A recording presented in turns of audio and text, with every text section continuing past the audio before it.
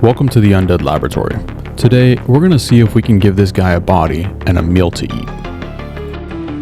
For this build, we're going to start from the bottom and work our way up. This is all built with one 10-foot long section of 3/4 inch PVC piping.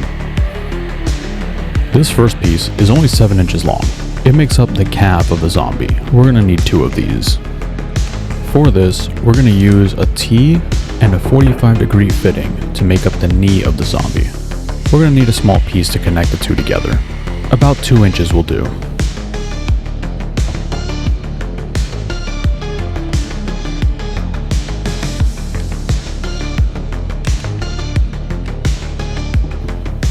Next, we're going to need the upper part of the leg.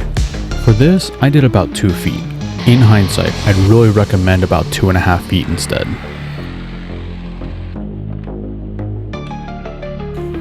For the hips, we're going to use a T for each leg.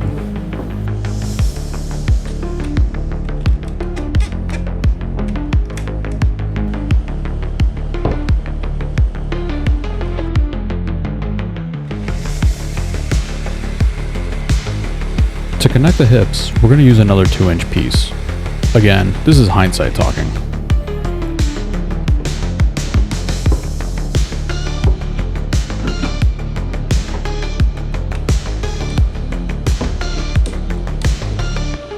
Since we're making the hips offset, you may want to make the upper leg a bit longer or the knee a bit taller. Now we're going to move up to the spine. We're going to start with a small 7-inch piece.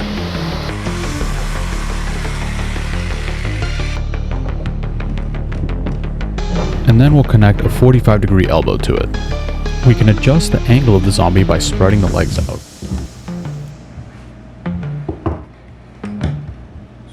For the upper body, we're going to be using an 18-inch long piece for the spine, 2 7-inch long pieces for the shoulders,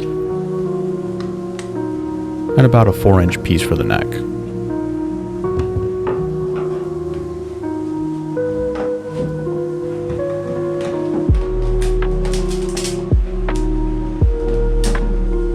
It's a good idea to assemble him and make sure the proportions are correct.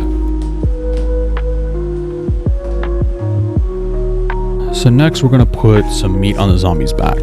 I did this by getting some foam and any kind of padding or plastic bags I could find around the house. To give it a bit more contour and to protect it from the weather, we're going to put it in a garbage bag and we're going to tape it down tight.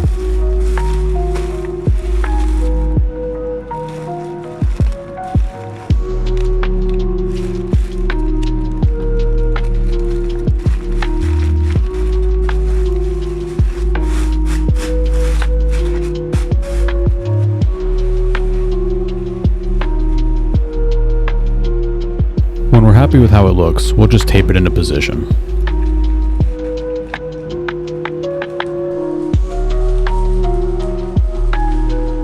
At this point, I do recommend dressing the zombie and seeing how it looks. Long pants and a long sleeve shirt with buttons is ideal. Again, stuff the zombie with any plastic bags, packaging, or padding. Pool noodles will work really well here too.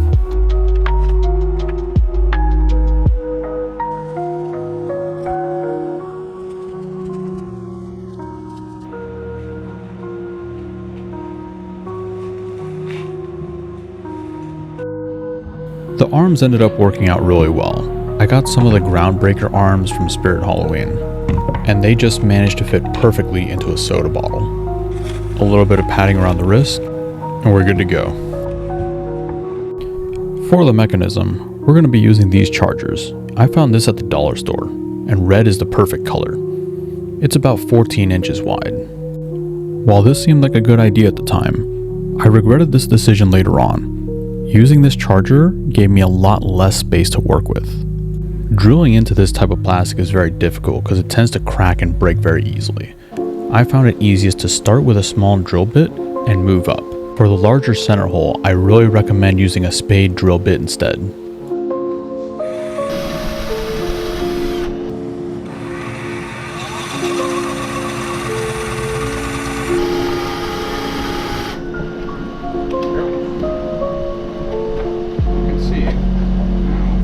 We're going to be using a windshield wiper motor to power all of this. Next, we're going to drill out the holes for the mounting hardware.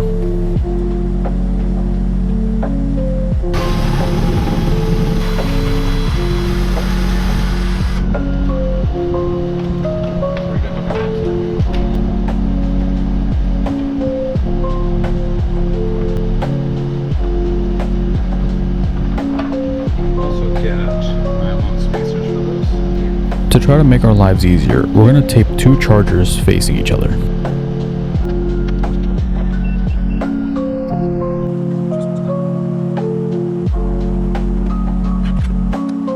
And now we can drill through both of them on 4 sides.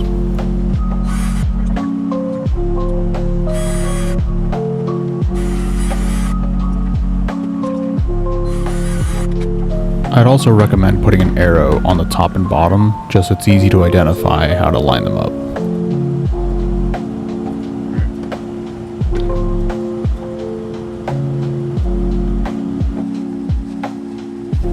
Up next, we're going to need a lever. I got this mending plate, which ended up being far too big, so I had to cut it down to size.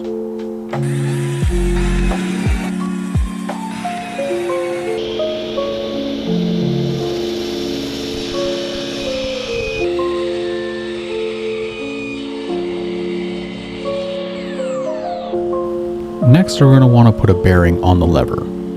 But in order to do that, we're going to have to raise it up a little bit. I used a couple of these nuts to get it to the right height.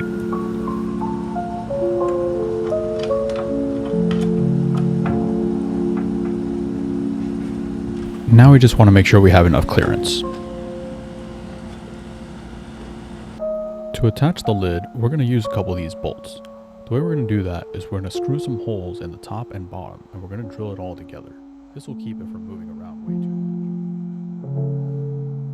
much. So like I was saying, we're going to run these bolts through the top and bottom.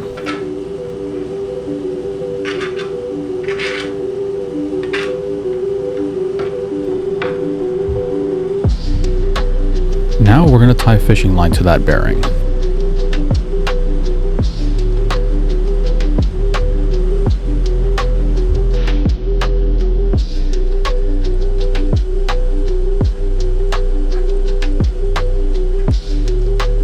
We're actually going to do it twice. We're going to do it once for each arm.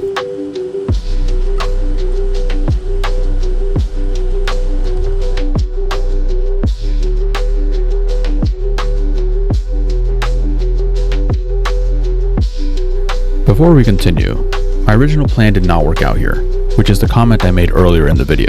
The original plan was to have fishing line go around the screws and out of the sides here and here. Because the chargers are so shallow, there isn't enough space for the fishing line, so it kept getting stuck and wrapped around itself. If you want to avoid this, you just need the bearing where the line is attached to have a little bit more vertical clearance. To correct it here, I drilled 2 holes at the top, and it still works but has a very short lifespan. You're also going to want to attach the wiper motor to something. A few suggestions I found on YouTube suggested to use mounting hardware for chain link fences, and this worked like a charm. I mounted it to some scrap wood that I had that can later be anchored to the ground or using bigger screws into the grass. Moving back to the zombie, we want to drill some holes in the shoulder and run fishing line through it. It's important to note that where you drill these holes is where the arms are going to move on the zombie. You're also going to want to cut a matching hole in the shirt itself. Next, you're going to want to fight with the zombie as you try to force the fishing line down the specific leg associated with the arm. Tying a weight to the fishing line can make it marginally more manageable. Next, we're going to cut a hole in the pants around the kneecap, and we're going to drill a hole into the 45-degree elbow. To be able to take this apart later, I put a paper clip at the end of each fishing line.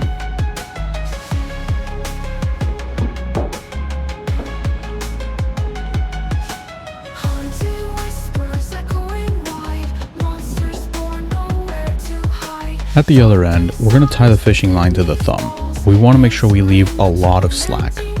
It is much easier to wrap the slack around the fingers than to have to run a new fishing line because you cut it too short. At the end of the fishing lines attached to the wiper motor, we're going to put a couple of these picture hanging hooks. This will make it so we can easily take apart or move our display. We can now use the hook to attach it to the paperclip and join the two together. We can now pull the paperclip and hook into the leg.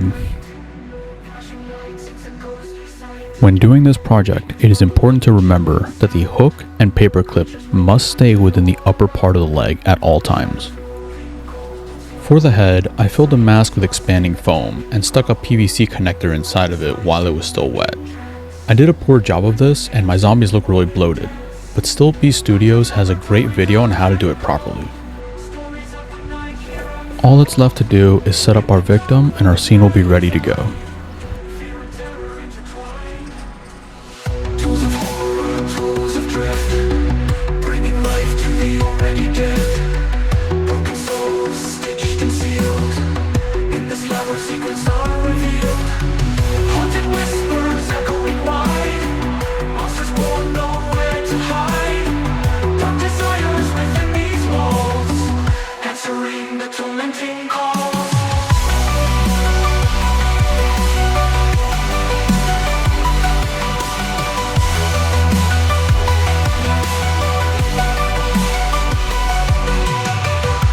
Strikes the skies above, breathing life into the ones unloved.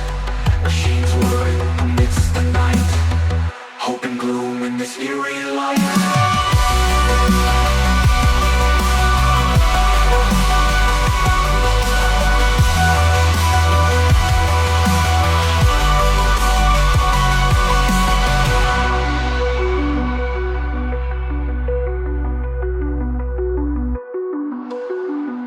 If you like this video, please check out some of our other videos and consider subscribing.